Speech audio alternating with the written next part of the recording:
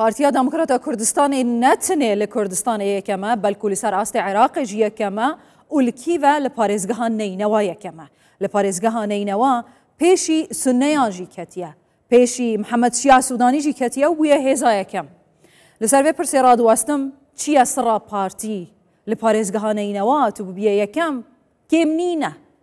دوان که برکی و دنیا که پاران جلان اندیهات صرف کرن خرج کرن چافلی بو نینوا همیه بخوب بن لی پارتی بچاف دنگه برن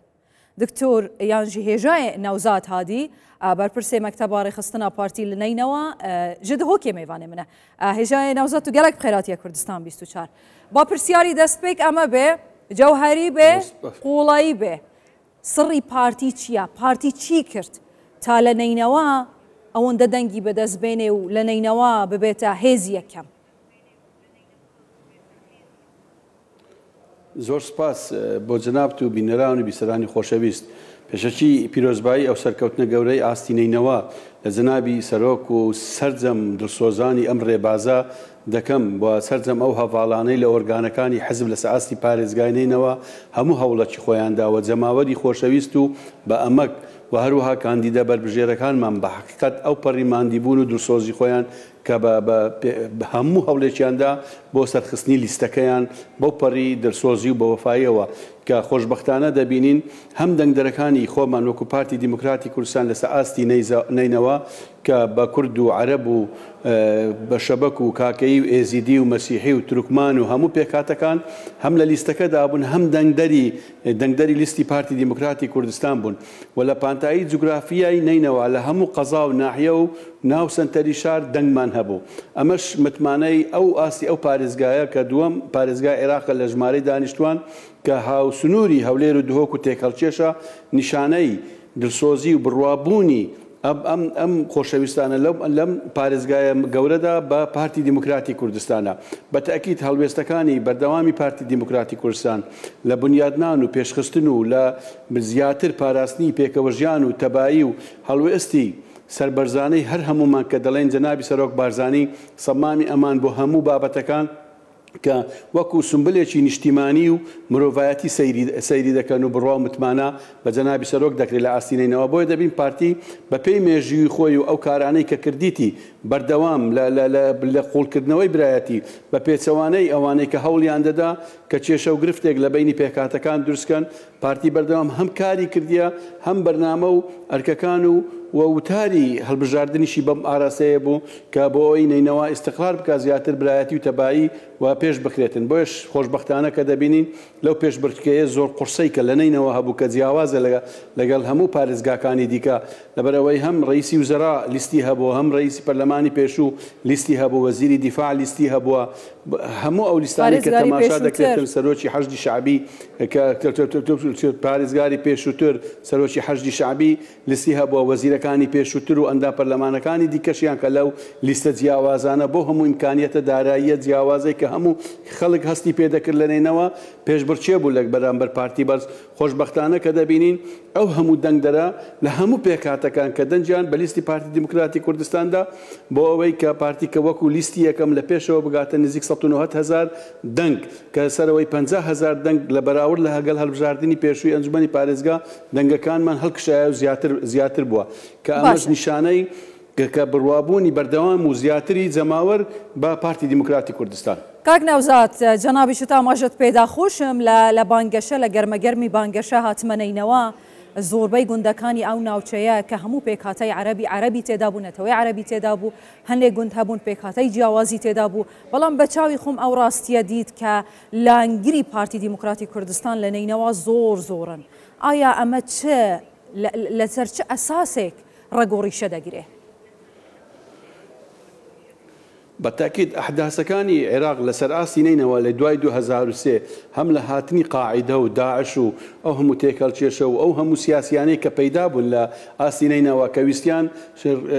بڵێن سوورەتەکی نادروستی پارتی نیشانی خەڵک بدەن و کە خۆیان بە پیشاندەن جێ متمانەی خەڵک بەڵام واقعی ئەو ئەحداسانە و ئەو هەموو پێشهاتانەی کە لەسەر ئاستی نینەوە ڕوویدا جەماوەرەکە کە دەبینی کە پارتی چۆن ڕازگۆیانە بنیاد نەرە پارتی کۆکەرەوەی خەڵکە پارتی پارێزەری پێکەوەژیان و تەباییە پارتی کە ئەو شتانەی کە باز دەکات و بڕوا بەخۆبوون و ڕەگ و ڕیشەی هەیە لە خاکدا حزوری هەیە و بەردەوامیشە لەو ئەوەیە کە دەبیندرێت بەشێک لەم لیستانە و لەو کەسایەتیانە دێن لە دەورەیەک بۆ دەورەیەک جێشوێنیان دەگۆڕدرێیان نامینێن هەموو خەڵچینەوە هەستی پێکردیە بەڵام استقراری پارتی و مانی و بوونی و بەرنامەکانی زیاتر متمانەی لە ئەو خەڵکەی کردیە کە دەبینیم بۆیش هەموو پێکاتەکان برا عەرەبەکانیشمان بە هەمان شێوە چۆن متمانە و دەنگ بە پارتی دەدەن بۆ ئەگەر ئەوانەی کە متابعە دەکەن جێشوێنی هەموو دەنگەکان لەسەر ئاستی پارێزگانینەوە بە تاکیدەوە دەڵێم سیر بکەن دەنجی پارتی تێدا هەیە ئەمەش نەتیجەی ئەم حەقیقەتەی و ئەو ڕاستەقینەی کە پارتی هەیتی لە کارەکانی خۆی و هەرێمی کوردستانیش بۆ پەری سەربەرزیەوە وەکو نمونەیەکی سەرکەوتنی پێش حکومڕانی عێراق دوای 2003 وەجێی ماڵی هەموو کەسێکە بەو پەری سەربەڵندی کە تێیدا بژیتن لە دویەم گەورەترین پارێزگای عێراق پارتی هێزی یەکەم بێ ئەمە دێتە چ معنایە پارتی لە بوو ئەو پارێزگایە هاوشێوەی کوردستان چی دەکات؟ طبعا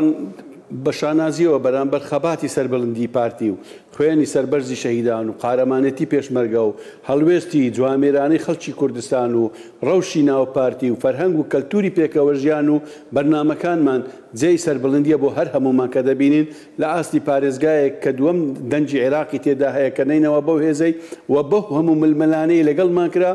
ئەو متمانەی خەڵک ئەمە بە تاکید سەربەرزیە بۆ هەمومان کە مەسئولیەتمان زیاتر دەکات بۆ ئەوەی زیاتر خزمەت بکەین بۆ ئەوەی زیاتر ئەم بەرنامانە و ئەم ئەمانەتەی لە لامانە بۆ هەموو ئۆرگانەکانی مەی پارتی دیموکراتی کوردستان لە هەموو ئاستەکاندا کە دەبێ هەمومان پێکەوە زیاتر خزمەت بکەن بە تاکید ئەمە دڵسۆزی و ئەم هەموو بەرژێرە کە دەڵێم ئاسان نەبووە بە هەموو بۆ پەری دڵسۆزیەوە وێرانە هێچ شوێنەواری شەڕی داعشی پێوە دیارە ئەمنیەت ئستیقراریەت وەکو پێویست نییە ئاوەدانی نییە خزمەت گوزاری زۆر کەمە بە چاوی خۆم هەموو شتێکم دیت ئێوە چی دەکەن؟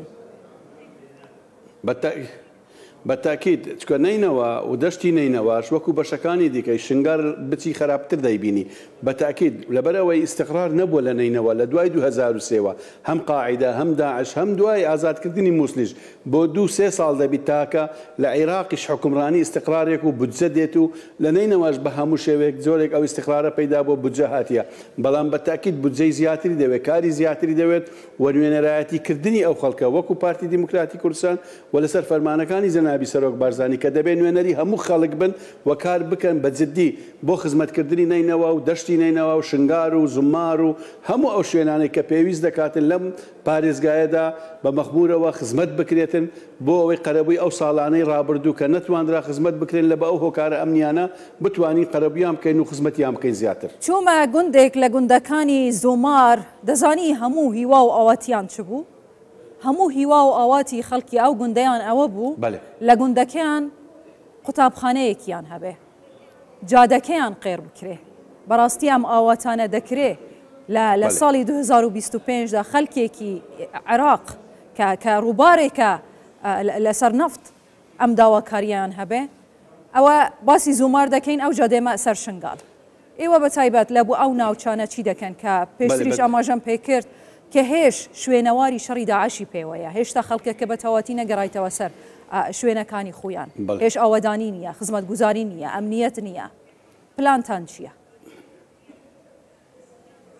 بە تاکید ئەوەی کە دەبیندرێت بە دیسان دەڵێنمەوە ئەگەر بەراوردێکی ناو هەرێم بکەین لەگەڵ بەشەکانی دیکەی عێراق زۆر جیاوازە لە ئاستی خزمەتگوزاری پێشکەوتن بە دڵنیاییەوە ڕەمە ڕاستە بەڵام ئەم هۆکارە ئەمنیانەی کە ئەم پارێزگایە پێدا ڕۆیشت ئەوجە زومارە ڕەبیعەیە شنگارە تەلعفەرە وانەیە باشیکە بەرتڵەیە حەمدانیەیە هەموو ئەو قەزا و ناحیەکانی کە دەیبینی کە لە ناو سەنتەری شارە بەڵێ دەست پێکرایە بەڵام احتیاجات و ئەو وێرانکاریەشی ڕووشیدایە لەسەر ئاستی پارێزگاینینەوە لە نەتیجەی ئەم بابەتی ئێرهابەدا گەلێک زۆرەوە میزانیە و بەردەوام بە بودجەیەکی زەبەلاحی ساڵانەی بەپێی جەدوەل دەکرێت کە بتواندرێت قەرەبوو بکرێتەوە بە دڵنیاییەوە ئێمە دەڵێن کە ئەندام پەرلەمانیەمەنی ئێمە کە لە بەغدا دەبن بۆ خزمەتکردنی خەڵکو و بۆ بەدەستێنانی بودجەی زیاتر و خزمەتکردنی ئەو جێ شوێنانە بکەن باشە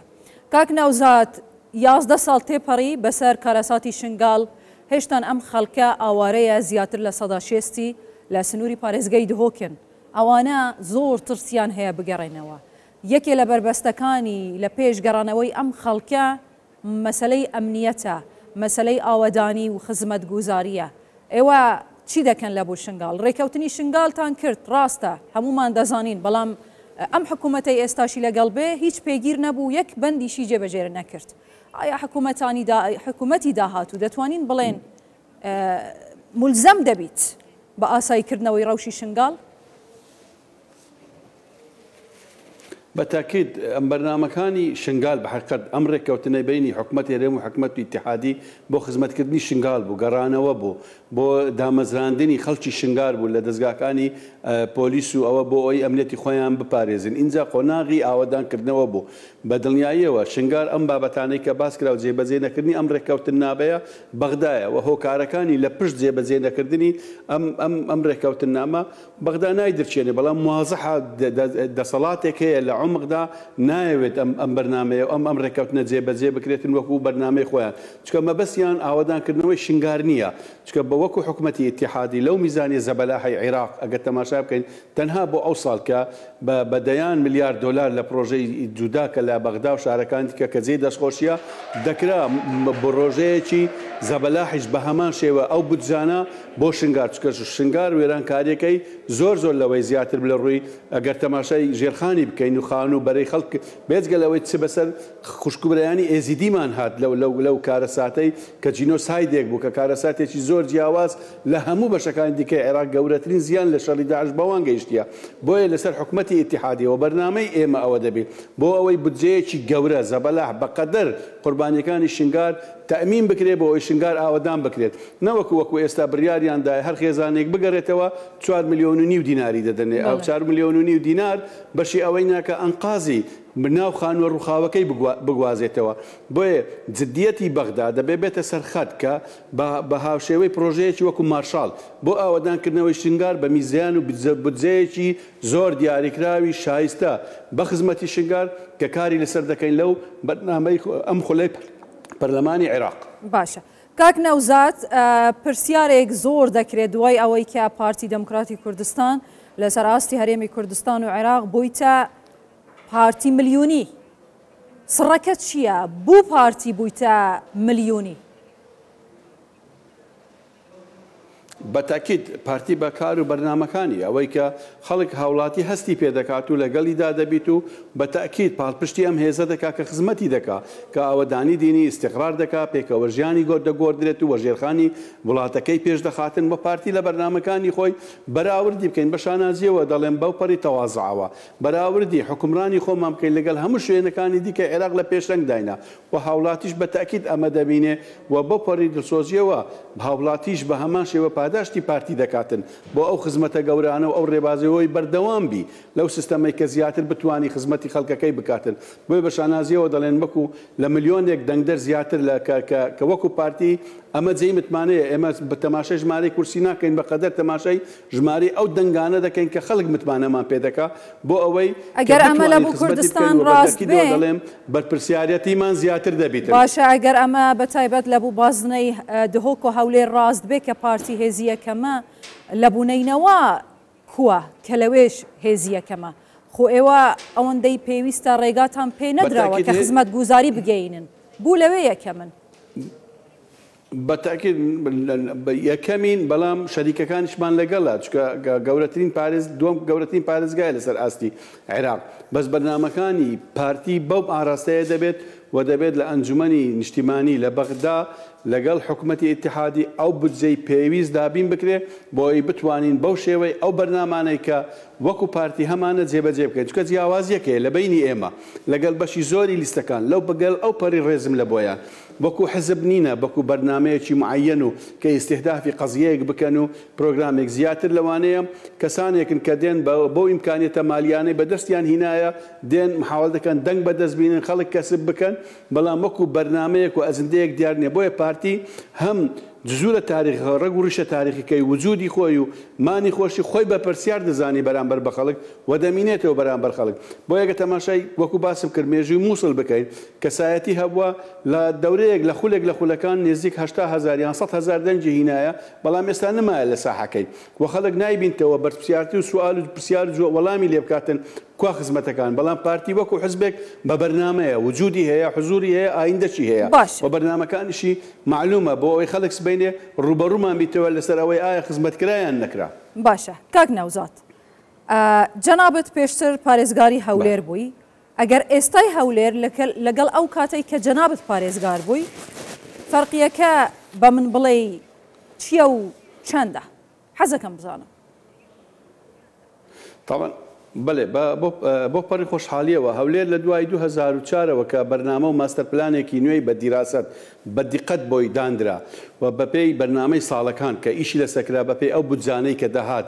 گەورەترین خزمەتگوزاری لە بۆ کرا و ڕێڕە و ئاراستەی پێشکەوتنی هەولێر کەوتە سەرسکەیەک زۆر وازح بوو بەڵام شەڕی داعش و 2004 و بڕینی بودجە کارساتێکی گەورەی دروست کرد بەڵام خۆشبەختانە بۆ پەریشانازیەوە دەڵێن وەکو پارتی لەگەڵ ئەو هەموو تەحەدا و ئەو گرفتانەی کە هاتە پێش کابینەش الحەمدلله سەرکەوتوانە ئەو پرۆژە زەبەلاحانەی کە توانرا بەپێی ئەو ماستەر پلانانەی کە هەیە جێبەجێ دەکرێت و وەچووە بواری جێبەجێکردن کە گۆڕانێکی نەوعی زیاتری بەخۆی وەگرت و هەولێر بەردەوام بوو لە گۆڕانکاریەکان هەولێر وەکو شارێکی داینامیکی ڕانەوەستایە لە ئاوەدانی و پێشخستن و بۆیش دەبینین گەورەبوون و ڕوتێکردنی خەڵک لە بۆ هەولێر کە سەرکەوتوانە لە بوارەکانی بازرگانی و ئابووری نەتیجەی ئەم کارانەی کە وەکو شارێکی زیندوو کە حکومت بەردەوام خزمەت دەکا لەگەڵ ئەو هەموو ڕکابەریەکە دێتە پێشی ڕوبەرووی دەبێتەوە گۆڕانەکانی نەوعی بەسەریدا هاتووە چوویتە قۆناغێکی دیکە الحەمدلله و بەردەوام دەبێت ئینشاءڵڵا ئەمە بەرنامەی پارتیە بۆ هەموو ئەو شوێنانەی کە تێدا دەسەڵاتی تێدا هەبی خزمەت بکەوە هەولێر وەکو پایتەختی هەرێمی کوردستان بۆ پەڕی سەربەرزیەوە پارتی بەردەوام دەبێت و سیاسەت و بەرنامەی پارتی لە هەموو کابینەکان خزمەتکردن بووە ڕوبەرووی ئەم ڕکابەریە و ئەو ترسناچی هەبووە کە ڕوبەڕی خەڵک بووتۆ چۆن دیفاعی کردیا بە هەمان شێوە خزمەتی کردیا و بەردەوام ئەو خزمەتەی پارتی بۆ هەولێر زۆر وازحە کە دەستکەوتی گەورەن و جێی شانازی بۆ هەمومان و کە دەبێت پاڵپشتی بکەین و ئەم خزمەتگوزاریانەش بەردەوام بیتن. کاک نەوزات ئەم پرسیارە نەک وەکو بەرپرسی مەکتەبی ڕێخستنی پارتی لە نینەوە نەک وەکو پارێزگاری پێشووتری هەولێر تەنیا وەکو هەولێریەک جوابم بدەیەوە. جەنابەت وەکو هەولێریەک شانازی بەچی هەولێر دەکەی لەو پرۆژانەی ئەم چەند ساڵە کە دروست کراون بە چ شتێک دڵت زۆر زۆر خۆشە؟ هەمووی بەتاکیت هەموو ئەو پرۆژانە زین شانازین چکە پێداویستی ئەو شارەنا پلانی ئەو شارەیە کە دەبیدرێت دەستە بواری جێبەجێکردن هەمومان پێی سەر بەڵندین یەک لە کێشە سەرچەکانی هەولێر لەگەر ئەو قەبارەی بەرفراوانبوون و زیادبوونی ژمارەی دانیشتوانی هەولێر کێشەی ئاو دەبوو لە هەولێر چکە هەم خەتی ئیفرازی یەکەم و دووەم سێەم کە 10,000 مەتر مکعب لە سەعاتێکدا 100,000 مەتر دەهات ژمارەی دانیشتوان زیاتر لەو پێشهاتەی کە دەکرا لە 2006 ژمارەی دانیشتوان لەگەڵ ئەو هەموو ئاوارە و نزوحە زۆر زیاتر بوو کێشەیەکی زۆر سەرەکی بوو ئەم پرۆژەی ئاوی خێرا کە بەدیلی خەتی چارەمی هەولێر بوو کە لەگەڵ بایوەتەر تەوقیعکرا بوو کە بەو پەڕی بەکو تەجروبەی خۆم لە ئیشدا کە گروپی هێمن بە ماوەیەکی زۆر قیاسی لە ساڵێکدا توانی 20,000 متر مکعب بە قۆناغی جیاواز بگەینتە هەولێر ئەمە جێی سەرکەوتنێکی زۆر گەورەیە و ڕزگارکردنی هەولێر بوو لەم کەم ئاویە تووشی دەبوو بە تایبەتی ئەو وشکە ساڵیانەی پار و ئێستاش کە هەدەبینین زۆر کاردانەوەی نەرێنی هەبوو لەسەر ئاستی ئیلکێشەی ئاو لە هەموو عێراقدا و لە هەولێر زیاد دەبوو ئەمە یەکە لەو پرۆژانەیە بە تەئکید کە دەتوانی بڵێ ژیانەوەی هەولێر بووە جێی ئەو پەریشانازی و دەستخۆشیە هەم بۆ جەنابی سەرۆکی حکومەت هەم بۆ وەزارەتی پەیوەندیدار و فەرمانگەکان هەم بۆ گروپی هێمن و کاخالید خۆشناویش کە میشایان کردیە. کاک نەوزات تەوافق تەوازن و شەراکەت سێ بنەمای سەرەکی پارتی دیموکراتی کوردستان بوونە لە بانگەشەی هەڵبژاردنان و جەختی لێ دەکاتەوە. ئایا ئەو تەوافق و تەوازن و شەراکەتە لە حکوومەتی داهاتووی عێراق دەبینین؟ ئەکید چکە بۆ ئەوەی عێراق استقرار بکە بۆ ئەوەی بتوانین ئەو بەرنامانەی هەیتمان وەکو عێراقی وەکو چەند کۆمەڵێک شەریک لە وڵاتەدا دەبێت بۆ ئەوەی زیاتر بتوانین سەر بکەوین لە حکومڕانیدا ئەو مەبدەانە ئەو پرەنسیبە ئەساسیانە دەبێت جێبەجێ بکەین چکە ئیسپات بوو هەر پێکاتەیەک هەر مکەوینێک لە منتەلەقێکەوە هەوڵ بدا تەهمیشی لایەکی دیکە بکە لەسەر هەر بنەمایەک بێ زۆرینە و کەمینە عێراق استقرار ناکە ناتوانێت حکومەتی سەرکەوتوبی لە بەغدا خزمەت بکە بۆیە ئێمە کە جەخت دەکەینەوە لەسەر ئەو بنامە ئەساسیانەی کە پێویست دەکات جێبەجێ بکرێت بۆ عێراق سەرکەوتوبی لە کارەکان و بەرنامەکانی حکومڕانی ئەم شراکەت و تەوازن و تەوافقەیە کە دەتوانرێت هەموو عێراقیەک دێدا بەپێی قەبارەی خۆی هەم بەشداری بکە لەو تەوازنەی کە هەیە و جێی دڵخۆشی بی و عێراق استقرار بکە و زیاتر بستە پێش و خزمەت بکرێت. تەوازن، تەوافق، شەراکەت سێ پێچکەنە کە پارتی دەڵێت دەبێ هەرسێکیان بەبێ جیاوازی بە یەکسانی جێبەجێ بکرێن ئەگەر نە ئێمە قبوڵمان نییە. گریمان بڵێن حکوومەتی داهاتوو ئێوە لەگەڵ لایەنەکان ڕێکەوتنتان کرد، تەوافقتان کرد، هاوپەیمانیتیتان دروست کرد،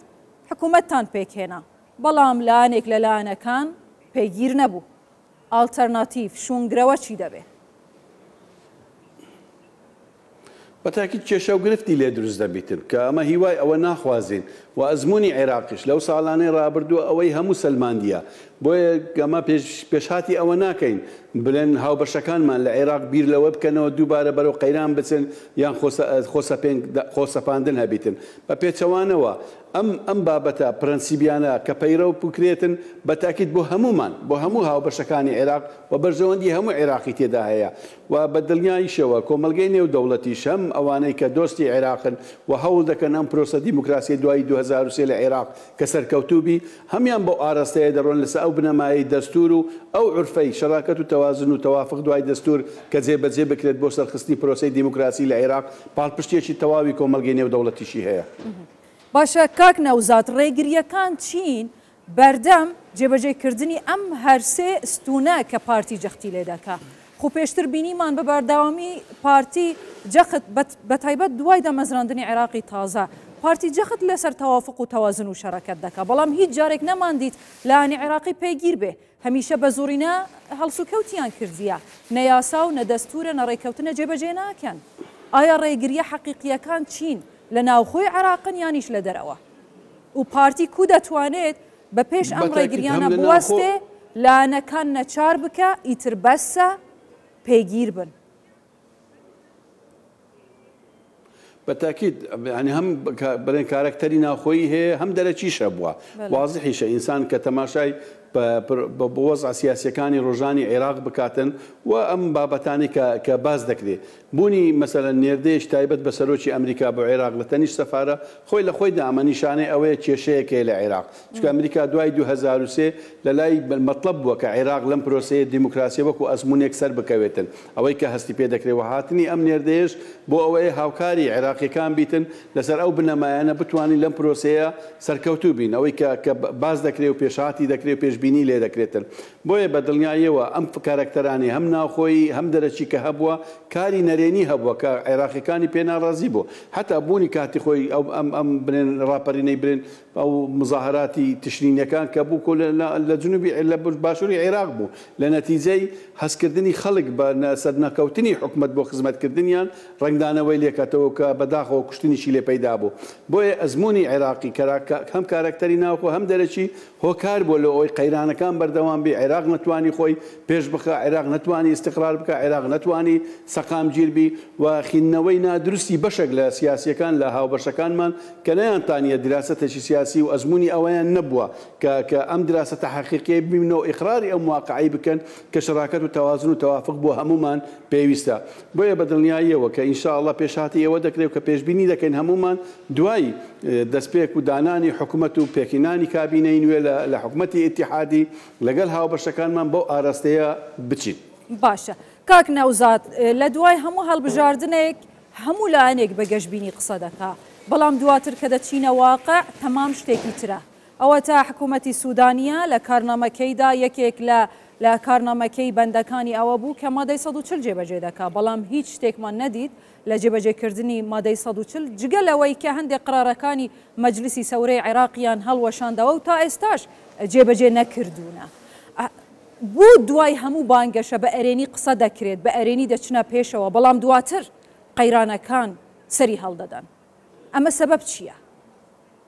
ما هۆکاری طبعا بەشێک لە هۆکارەکان ئێمە دەستورێکی اتحادی دیموکراسیمان هەیە فدرالیە،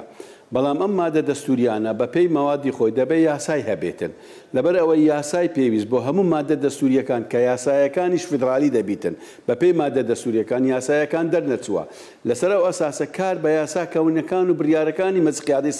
سەورەی کەون دەکرێت کە ئەمەش بڕیاراتی مرکزیە و تەعاروز دەکاتن لەگەڵ دەستور لەگەڵ بناماکانی دیموکراسیەتی فدرالیەتی ناو دەستوری نوێ عێراقمان. لە هەمان کاتدا بوونی عقلیەتی خەڵکێکی مرکزی لە بەغدا لەگەڵ بوونی قەراراتی مەزقیادەی سەورەی کەون بەم عقلیەتە مرکزیە ئیستیدامی کردیە، نەک لەنا لەگە هەرێم لەگەڵ هەموو پارێزگاکان ئیستیدام دەکاتن. بۆیە پێویستە هەم یاسا دەربکرێتن لە یاسای نوێ لە بۆ ئەو مادە دەستوریانە لە ئەوی دەستور بتوانرێ بە پێی یاسا ئەم بابەتە فدرالیەتە لە خوارەوە ڕنگدانەوەی هەبی لە کارکردنی دام و دەستگاکانی ئیتیحادی لەگەڵ پارێزگاکان.